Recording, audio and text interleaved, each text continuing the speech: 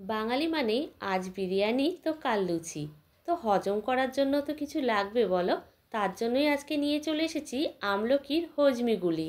একদিকে আমি আমলকিগুলোকে ভাপানোর জন্য বসিয়ে দিয়েছি, অন্যদিকে চিনিটাও গুঁড়ো করে নিয়েছি। আর এর মধ্যে কিন্তু একটা মশলাও তৈরি করেছি, যাতে দিয়েছি গোলমরিচ, গোটা জিরে, গোটা ধনে আর জোয়ান। শুকনো গোলায় ভেজে গুঁড়ো করে নিলেই হবে। আমলকিটা ভালো করে ভাপানো হয়ে গেলে আমলকির মধ্যেকার বীজটা ছাড়িয়ে আমলকিটাকে পেস্ট করে নিতে হবে।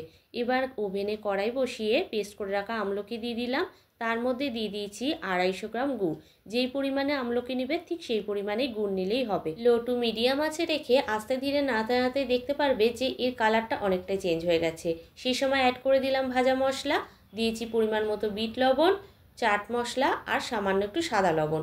আবারও কিছুক্ষণ নাড়িয়ে চাড়িয়ে বেশ আঠালো হয়ে গেলে নামিয়ে ঠান্ডা করে নাও। তারপরে গোল গোল বলের আকারে গড়ে চিনির গুঁড়োয় লাগিয়ে তৈরি করে নাও হজমিগুলি। কেমন লাগলো আজকের রেসিপিটা?